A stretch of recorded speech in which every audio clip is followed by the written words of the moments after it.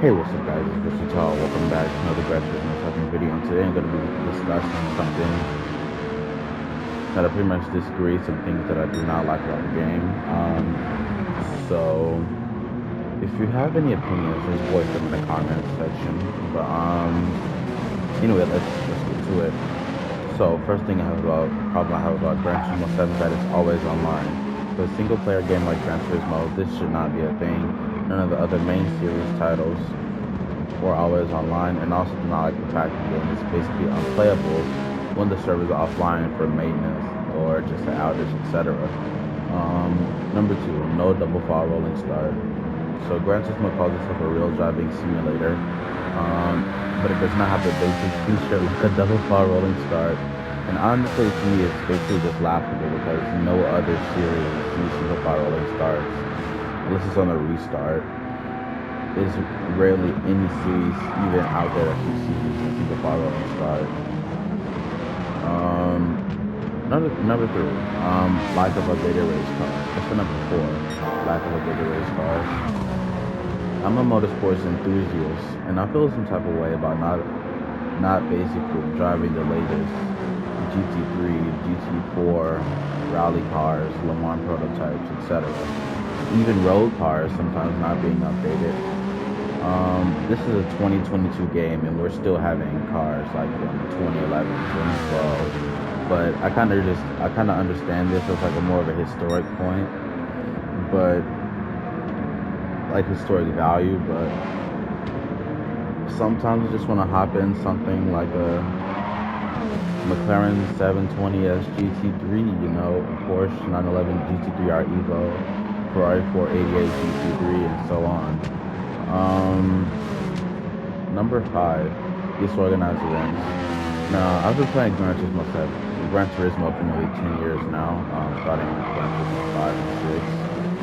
And I have to say that organizing events by track makes them feel more disorganized, and organizing events by series.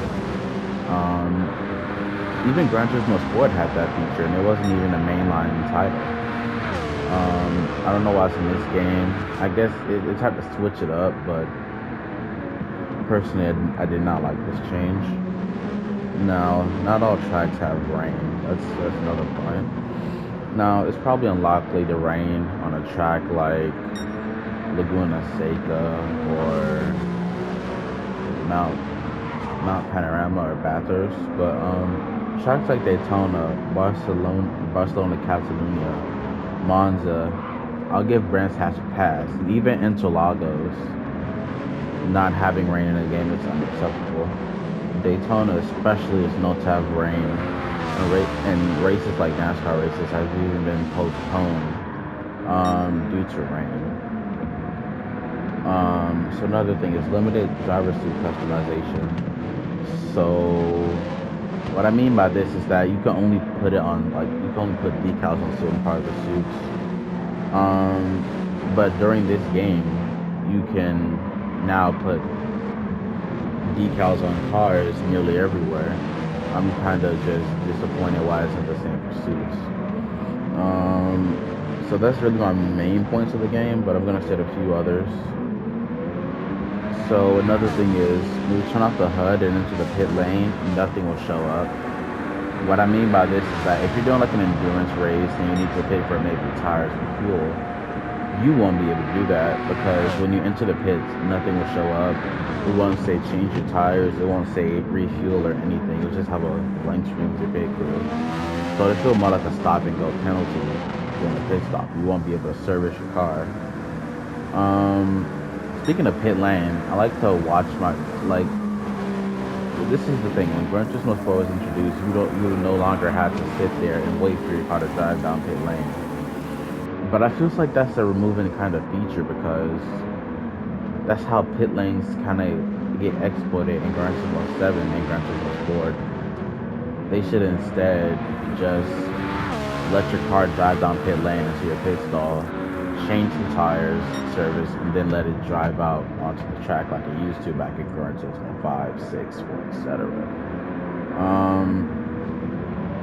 Bring back race modification cars. I don't know if many of you play Gran Turismo 5 or 6. I don't know if any motorsport fans are even here, but if you play those older games, there are race modifications for cars. Like the Corvette, one of my favorites, the Corvette C6, and it had a race modification to make it more like a GT3. And then back in GT3 and the GT1 car. Now GT1 cars getting a different topic, different video. But yeah, race modifications. They should really make a comeback. They were pretty good features. But yeah, that's pretty much all I have for now. If you have any other things that you may disagree about or don't like about the game, you are free to voice your opinion in the comments. That's all I have for you today. Don't forget to like, comment, subscribe, stay cool, stay awesome. See you in the next one.